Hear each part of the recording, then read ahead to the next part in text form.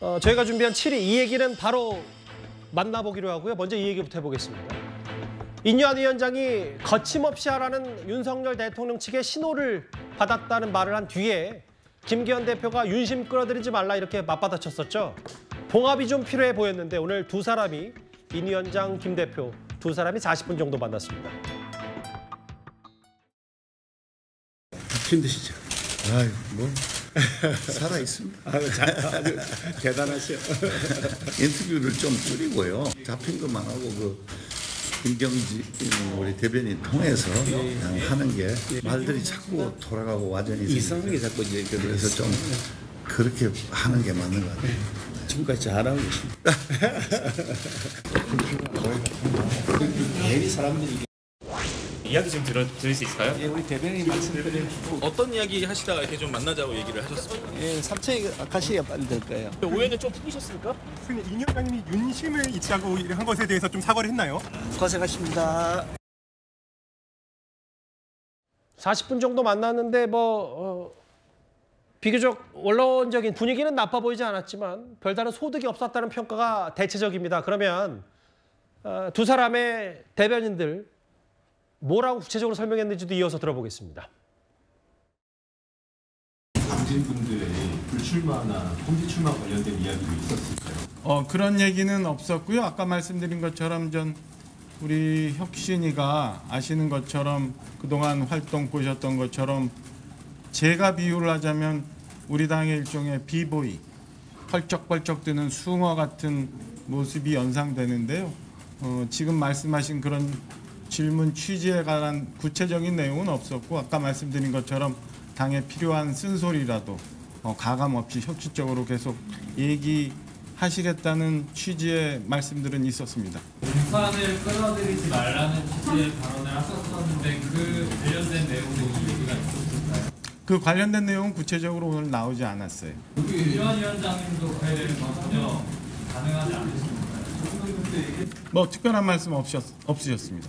혁신위에서 혁신한 건 받아들여지지 않는 데 대한 불만이나 그런 사항이 혹시 있으실까요? 혁신위에서 계속 주시는 의견들에 대해서 계속 이전에 저희가 말씀드린 것처럼 그 취지에 대해서 굉장히 존중을 하고 있고 전적으로 공감하면서 적극적으로 고려해 나갈 생각이고요. 혁신위에서 의견한 안건이라든지 이런 부분과 관련해서 좀 더 적극적으로 그리고 좀 더 신속하게 당에서 좀 받아들여졌으면 좋겠다. 이런 취지의 뉘앙스의 말씀에 전달도 있었습니다. 오늘 만남의 맥락을 좀 길게 알아보기 위해서 저희가 한번 쭉 준비했어요. 조상규 변호사님. 사실 혁신위가 가장 매섭게 당 지도부가 요구했던 게 중진들 험지 출마인데 아직 답이 없고.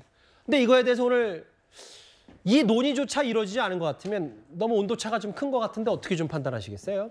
예, 그 혁신에 있어서 통합 그리고 희생인데요. 희생이라는 부분은 사실 시간이 필요합니다. 왜? 이 희생이라는 거는요. 우유에 빗대어서 이야기했지만 우유를 줬을 때 그 우유는 몸에 좋아야 우유예요. 근데 아무리 받아들고 봐도 이거는 몸에 좋은 우유가 아니라 먹으면 생사가 오락가락할 수 있다는 걸 지금 받은 아기도 아는데 이거 우유 아닌 것 같은데요 라고 하면 준 사람도 이게 우유가 아닌 것에 대해서는 뭔가 인정을 할 수 있어야 됩니다. 예. 그렇다면 뭐냐, 정말 좀 우유를 먹게 되면 게임을 하게 해준다든지 다른 대상 조치를 해준다든지 예. 이런 게 좀 필요하고요. 그리고 아이가 우유를 먹을 수 있을 때까지 좀 기다려줘야 합니다. 그리고 더 중요한 것은 희생은요, 밖으로 공개적으로 이렇게 시끄럽게 하면 안 됩니다. 뒤로 조용하게 다른 대안을 제시하면서 따뜻한 뭔가 대안을 제시해주는 그런 게 쫓겨나다시피 해서 나가는 그런 모습을 보여줘서는 안 되거든요. 그런 의미에 있어서는 혁신위가 잘못하는 것도 아니지만 대신 혁신위가 인내심을 가지고 조금 기다릴 필요가 있다라고 그렇게 봐야 됩니다. 그러니까 김기현 대표도 그 속도 문제를 좀 얘기하는 거기 때문에. 네, 맞습니다. 근데 이제 그러려면 두 사람이 어느 정도 만나서 좀 얘기를 하고, 물론 힘드시죠? 살아야 했습니다. 불필요한 게 많다. 5회 정도는 풀었어야 되는데 그렇다고 40분 안에 또 그런 성과는 또 없어 보이고, 그거에 대해서는 어떻게 생각하세요? 오해라는 것이요. 그럼 과연 대통령의 의중이 그러면 혁신위원장의 의중과 똑같으냐. 이거에 있어서는 사실 의문입니다. 왜냐하면 그러니까 완전한 재량권을 줘서 혁신이가 잘해라. 그리고 혁신이 재량껏 해라. 라는 시그널인 것이지 지금 혁신이가 지금 중진들을 뭐 수도권으로 출마시키거나 아니면 용퇴를 시키거나 이런 거를 반드시 해야 된다고 해서 그 안건에 대한 찬성의 시그널을 준 것은 아니거든요. 예. 그렇기 때문에 지금 혁신이도 재량껏 혁신이가 하고자 하는 방향대로 나아가는 것이 중요하고요. 대신 대통령실에서도 이 부분에 대해서는 전혀 대통령실의 의사를 거기에 반영한다든지 그렇게 해서는 안 되고 자율적으로 움직일 수 있도록 그렇게 반영을 해줘야 된다고 보여집니다.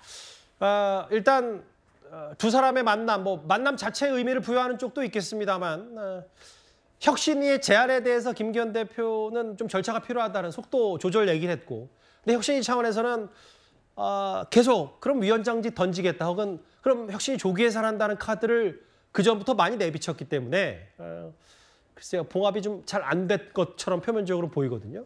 오후에 곧바로 혁신이가 또 다른 혁신안을 내놨습니다. 용산 대통령실 출신도 예외 없이 똑같이 경쟁해야 된다.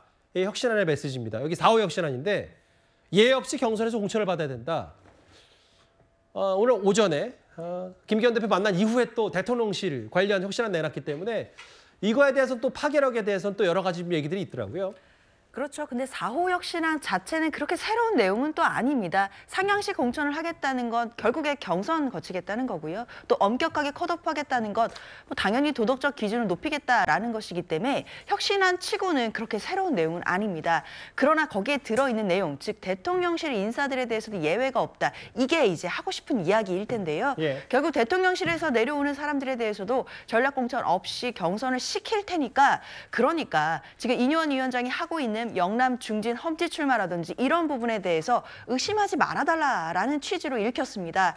그동안은 영남 중진들이 험지에 출마를 하게 되면 그 빈 공간에 누군가 뭐 대통령실에서 가까운 분들이 또 내려오는 거 아니겠느냐 이런 우려들이 많았거든요. 근데 그런 부분에 대해서 우려를 좀 불식시켜주고 다만 영남 중진들이 험지에 출마할 수 있도록 좀 더 압박하는 수단으로 이번 4호 혁신안에 쓰일 수 있다라는 생각이 들고요. 결론적으로는 그 김기현 대표를 포함해서 당내 중진이라고 하시는 분들이 험지 출마론을 과연 받아들일 수 있을지 없을지 이게 가장 본질적인 것이고 그 결단을 할 수 있을지 없을지에 따라 이 혁신위의 앞으로의 동력 그런 부분들이 결정될 것이라고 보입니다. 사실 이제 인요한 위원장 입장에서는 김기현 대표와의 이제 속도 생각이 좀 다른 건 여기 한번 볼까요?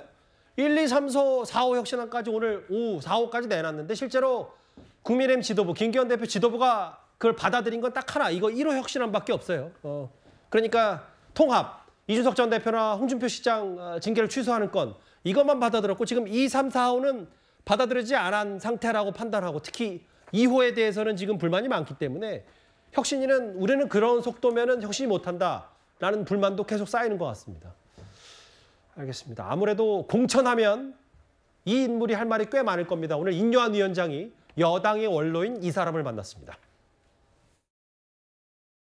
저뿐만 아니라 주위에 많은 분들이 생각을 하고 있는 것이 윤석열 대통령이 국정의 운영 방향은 아주 잘 잡고 잘 하고 있는데 왜 지지율이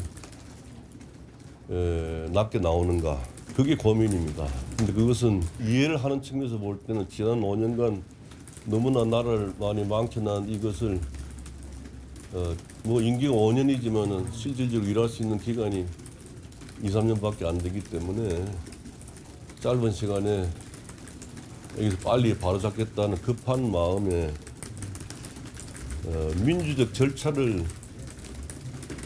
제대로 밟지 않는 그러한 모습을 보인 것이 국민들에게 오만하게 보였다라고 생각합니다. 대통령이라는 권력자 주변에 그 권력을 독점하고 향유하는 사람들이 몸을 던져서 당을 위해서 희생해야 됩니다. 얘기 그대로예요. 대통령 지지율이 잘 안 나오는 이유는 방향성은 맞는데 너무 빨리 밀어붙였던 그런 탓 아니냐. 그러면서 당이 약해진 원인을 잘못된 공천 때문이고 대통령 주변 사람들이 당 위에 몸을 던져야 된다고 했어요. 김무성 전 대표 발언은 좀 이현정 의원 어떻게 해석하셨습니까? 뭐 오랜만에 아마 뵙는 것 같습니다. 오랜만에 정치적인 좀 이런 발언을 하신 것 같은데요. 김무성 전 대표는 사실은 이제 박근혜 전 대통령과의 갈등 관계, 당시에 당 대표로서의 어떤 갈등 관계에 있었고 또 본인이 또 불출마를 선언했던 뭐 그런 측면도 있었고 그러니까 여러 가지 아마 경험들이 많기 때문에 그러한 경험들을 이제 인요한 혁신위원회가 좀 듣고 참고하기 위해서 오늘 아마 이 면담을 한 것 같습니다. 예. 왜냐하면 이 집권 여당으로서 공천 문제 굉장히 복잡할 수밖에 없죠. 또 더군다나 이제 야당이 모르겠지만 대통령이라는 또 존재가 있지 않습니까? 이제 그 관계 속에서 과연 그러면 당을 어떻게 순조롭게 이끌어갈 것인지 또 어떻게 혁신을 할 것인지 뭐 저게 나오지만 예전에 정말 공천 파동 때 이 옥새 파동이 있으면서 당시에 선거에 참패했던 그런 기억도 있지 않겠습니까? 아마 그런 것들을 반면교사하기 위해서 오늘 아마 인요한 혁신위가 김무성 전 대표를 부른 것 같습니다.